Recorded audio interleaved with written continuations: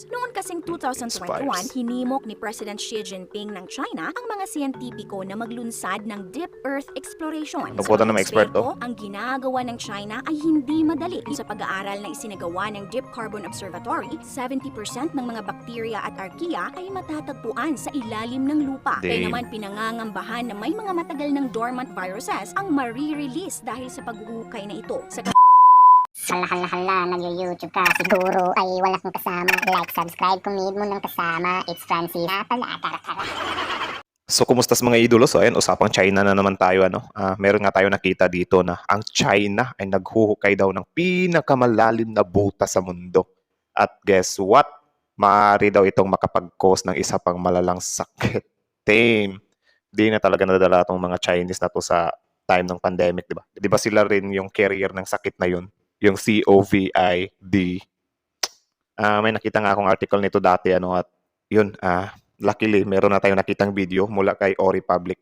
Kaya yun, ito yung gagawa natin ng reaction at papanoorin natin kung ano nga ba yung pinagsasabi dito, para saan to, at ano ang maaaring mangyari kung sakaling ipagpatuloy ito ng China. Anong klaseng mga sakit ang lalaganap kung sakaling meron nga, di ba? So yun, Ori Public, subscribe nyo yan. Ilalagay natin yung link niya sa description natin. Tapos yun, puntahan nyo yung channel niya after nyo mapanood ang video ito. Tapos, bago natin simulan, kung trip nyo naman ang mga ganitong reaction video, may kasama kayong manood, may pagkukumparahan kayo, or may mag-agree, may magdi-disagree ba sa mga opinion nyo, don't forget to subscribe Francis Daily kasi nandito lang ako para sa inyo, para sama-sama natin tong gulantangin tong YouTube. Papanoorin natin tong lahat ng video nila dito. 1 million videos dito sa YouTube ang panonoorin natin bago tayo madedo sa mundong to. Grabing target yun. So ayun, di na natin to patatagalin pa. Baka agawin na naman ng China. So yeah, let's watch this video. Sa ilalim ng kinakalawang na metal na ito ay matatagpuan ang pinakamalalim na hukay na ginawa ng tao. Ito ang Kola Super Deep Borehole ng okay, sa Russia pala to. Russia. Umabot sa 12,262 meters ang lalim nito. Damn, ang lalim ng 12,600 meters. So mga nasa 12 kilometers yun. Tama ba ako? Correct me if I'm wrong. So sa Russia to, hindi pa pinakita yung sa China. Hinukay ito ng Russia para sa scientific research. Grabe talaga yung tao, no? Napaka-curious. Hinukay ito ng Russia para sa scientific research. Pero ito'y natigil at hindi na naipagpatuloy pa. Pero alam mo ba, sa kasalukuyan, ang China ay naghuhukay rin ng butas sa lupa. Ito ang gaya-gaya talaga tong China. Di lang mga agaw, gaya-gaya rin. So ano kaya yung purpose nila tuloy? Giging pinakamalalim na butas sa China at isa sa pinakamalalim sa mundo. Layunin nilang makahukay na may lalim na 11,100 meters. Imagine niyo, kasing lalim nito ang taas ng halos 35 na pinagpatong-patong na Grand Hyatt Manila na siyang pinakamataas na building dito sa Pilipinas. Grabe, no? Yung sa Russia, di pala nila balak na i-break yung record. Parang 11-1 tapos sa Russia 12-2 ata yun. So yun. Tuloy. Napakalalim. Pero alam mo rin ba, nababahala ang mga eksperto dahil daw sa ginagawa ng China ay maaaring magising at ma-release ang mga virus na ilang siglo nang natutulog sa kailaliman ng lupa. Gagi talaga, oh. Di ba? Ganun ka-aning yung China, min. Like, naghuhukay ng various. Di na lang natin ibanggit ng maayos. Gawin na lang natin various. Tapos yun, alam naman natin, di ba, na nung pandemic, sila din yung reason nun. Tapos ngayon, malaman-laman natin, naghuhukay na naman sila na maaaring mag-cause ng lalabas din yung mga various dyan sa ilalim. Kakagigil, di ba? Virus na maaaring magdulot ng sakit. Bakit nga ba naghuhukay ang China ng napakalalim na butas? Bakit Ano ba ang kanilang hinahanap? What is it? Ang pinakamalalim na butas ng China. So, yun. Let's go. Ito lamang June ay nag-tweet ang CGTN, ang opisyal na media ng China. Inumpisahan na daw ng bansa noong May 30, 2023 ang paghuhukay ng napakalalim na butas. Bago pa lang pala, May 30, June 30, July 30, August 30, September 30. So, 4 months pa lang pala. Grabe, ano kayo nakain ito? So, after pandemic talaga, parang enjoy na enjoy talaga na may kumakalat na various dito sa world. Mga At meron pa nga silang hashtag China Inspires. Noon kasing 2021, hinimok ni President Xi Jinping ng China ang mga siyentipiko na maglunsad ng deep earth exploration. At isa nga ang paghukay na ito sa 4 na strategic frontiers para sa siyentipikong pananaliksik na isinusulong ng 13th Five-Year Plan ng China. Grabe guys, yung presidente rin pala nila yung nag-utos. Grabe talaga ka-scientist ng taong to. Madaming alam eh.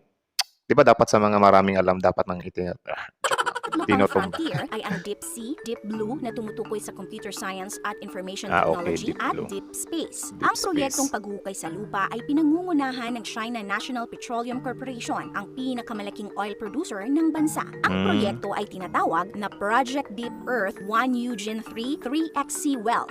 Okay, so Project Deep Earth, then Deep Space, then Deep Blue. Grabe na ngayon ko lang ito nalaman. Deep Blue pala yung sa mga internet, di ba? Sa teknolohiya, I mean. Dayon itong maghukay sa lupa na may eksaktong lalim na 11,100 meters. Lalim Ayon naman. sa Sinopec, ang state-owned oil refiner na bahagi rin ng proyekto, ang layunin daw ay mag-drill ng underground Mount Everest. Pero kung iisipin, ang lalim nito ay mataas pa kaysa sa height ng Mount Everest. Grabe. Bukod sa lalim ng butas, ang isa pang nakamamanghang aspeto ng proyekto ay ang bilis ng planong paggawa nito sa loob lamang ng 457 days. Higit na mabilis ito kung ikukumpara sa Kola Super Deep Borehole na Grabe no, ang liit lang ng butas, no? Or ganyan lang yan tingnan kasi nasa video. Gano'n kaya kalaki yung butas na yan? I'm curious. umabot ng 20 years ang paghukay. Ayon sa Grabe. korporasyon, merong dalawang 20 years, man! Katumbas na yun ng buhay natin, ha? Mga 87% ng buhay natin yun, ha? layunin ang proyektong ito ng China. Una ay para sa scientific exploration at pangalawa ay para makahanap ng oil at gas. Yung China, wagahamon sa mga ganito, mga mineral. Kaya nga yung West Philippines yan, no? Di talaga nila bibitawan, guys. Hanggang hindi nila mapagsamantalahan ng todo. Kita nyo naman, di ba, sa balita, yung mga corals natin, dinidedo na nila. Di nila iniingatan yung mga inaagaw nila, guys. Like, pinag-aanuhan lang nila, kinukunan lang nila ng yaman. Yun yung isa sa nakakaasar kasi kalikasan yan tapos di pahalagahan, di ba? Gamit ang mga drill bit at drill pipe na may bigat na nasa 2 million kilograms, tatangkain nitong tumagos sa hanggang 10 continental strata o Grabe. layer ng bato. Ang layunin nila ay maabot ang Cretaceous layer o layer ng mga bato na nabuo mga 66 hanggang 145 milyong Grabe, taon na man. ang nakalilipas. Sa pamamagitan daw nito ay malalaman natin ang internal structure at evolution ng ating mundo. Pero ayon naman kay Kuan Yu Leo, isang Grabe, men. Kaya nga siguro pinaparusahan na tayo ng Diyos kasi inaabuso natin yung earth na ginawa niya. Like anong karapatan natin na hukayin yung lupa, di ba? Damn, tao talaga. profesor na pamilyar sa proyekto, maaari pa itong umabot sa mas matandang Cambrian strata na nabuo mahigit 500 milyong taon na ang nakalilipas. At ang layer na ito ay pinaniniwalaan ng ilang geologist na pinagmumula ng langis at gas. Ginagawa ng China ang paghuhukay sa Tarim Basin na matatagpuan sa pinakamalaking disyerto sa China. Tarim Basin. So sa China map ba to? Okay. Ang laki din talaga ng China, men. So may desert din pala sila doon, ano? Yung Kazakhstan, Kyrgyzstan. Taklamakan Desert. Ang desyertong ito naman ay matatagpuan sa Xinjiang. Xinjiang, ang Yun. pinakamalaking probinsya ng China. Bakit dito? Ang lokasyon kasing ito ay kilala sa mayamang reserba ng langis at natural gas. Sa katunayan, 1/3 ng natural gas at oil reserves ng China ay matatagpuan dito. Ang Okay. Xinjiang din ang source ng 38% ng coal reserves, habang 730 million tons naman ng iron reserves ang nakukuha dito. Nais ng China na makadiskubre pa ng mayayamang mineral at mapagkukuha Nais ng China na makadiskubre pa ng mayayamang mineral. Tapos dagdagan nyo na rin ang nais ng China na makaagaw pa ng mga mayayamang mineral. una ng lokal na supply ng Nasa. enerhiya para mabawasan ang pagdepende sa mga dayuhang supply. Sa pagkalap ng mga data tungkol sa kaloob-loobang istruktura ng mundo, umaasa rin ang mga eksperto na makakatulong ang eksplorasyong ito sa pag-estimate ng mga panganib na hatid ng natural disasters gaya ng lindol at pagsabog ng bulkan. Kung Grabe, pagbabasehan ang nakikitang layunin ng proyekto na isulong ang siyentipikong pananaliksik at ikalawa ay para tumuklas pa ng source ng langis at gas, masasabing tunay na makabuluhan nga ang proyektong ito. Pero di maiaalis ang pangamba kung meron bang peligrong hatid ang pagsasagawa ng napakalalim na butas. Grabe, no? Parang ano siya, guys, dati kasi, kung nakikita nyo yung, may nakita akong movie sa Netflix na tawag dyan, parang may nakita silang asteroid na papalapit sa Earth. Tapos, nung papalapit na, una, ang plano talaga nila noon ay pasabugin yun doon para hindi na kumalat. Ngayon, biglang naging greedy yung mga scientifico ba, tapos pinaalam pa sa politiko na maaari daw tayong may makuha doon na something na mahalagang bagay or mahal na bagay. Kaya yun, hindi nila pinaputok yung asteroids. Bali, ang plano nila is ipapatuloy na lang dito sa Earth ba, kumbaga parang sasaluhin na lang nila. Yun, pumalpak yung plano nila. Kaya yun, kinarma sila hanggang nag-end of the world na nga sa moving yun. So, ang ibig sabihin lang nun ay yung greediness ba, like gaya nito sa China na sa greediness nila na makakuha sila ng mga mayayamang mineral, mga gas, something like that, maaari siya mag-cause ng virus, di ba, na maaaring mas malakas pa sa yung naranasan natin dati na pamasmas lang, di ba? Tao. Yun yung isa sa nakakatakot, men. Nga, worth it ba ang benepisyong makukuha dito kumpara sa anumang panganib na maaaring idulot nito? Ano Tama. nga ba ang mga problemang maaaring idulot ng hukay? Yun, kinakatakutan ng mga eksperto. Ang ginagawa ng China ay hindi madali. Iba kasi ang kondisyon ng environment sa ilalim ng lupa. Kapag lumalim na ay tumataas o umiinit ang temperatura na umaabot sa 200 degrees Celsius. At Grabe, meron men. pang atmospheric pressure na 1,300 times na mas mataas kaysa sa ibabaw ng lupa. Ayon nga sa scientist na si Son Jiansheng, ang pagsasagawa daw ng drilling project ay maihahalin tulad sa isang malaking truck na minamaneho sa dalawang manipis na kable na bakal. Kung pagbabasehan ang deskripsyong ito, parang it's a disaster waiting to happen. Pero Kaya ang nga. higit na kinatatakutan ay ang posibleng mga di kanais-nais na maaaring matuklasan sa ilalim ng hukay Yun tulad din. ng mga virus. Damn. Ba't walang ginagawang action dyan kung meron naman ganyan, di ba? Or siguro nababayaran sila or yun, pinapatahimik kasi yung ulo naman ang nag-utos, di ba? So, ano bang silbi ng mga paa? Grabe yung mga paghahalin tulad na yun. Parang deep. Ayon sa pag-aaral na isinagawa ng Deep Carbon Observatory, 70% ng mga bakterya at archaea ay matatagpuan sa ilalim ng lupa. Kaya Damn. naman pinangangambahan na may mga matagal ng dormant viruses ang marirelease dahil sa paghuhukay na ito. Sa katunayan, marami ng siyentipiko ang nag-aaral tungkol sa mga viruses na matatagpuan sa ilalim ng lupa. At Damn. meron pang ang mga scientists sa Russia na binuhay pa ang 48,500 years old na mga tinatawag na zombie virus. Grabe, men. Kita nyo yun? Isa pa din tong Russia eh. Para ding twin talaga sila nitong China. Ang lalakas ng trip, ha? 48,500 years old na zombie virus, binuhay. Kung di ka ba naman, di ba? Tanga-tangahan din tong bansang to eh.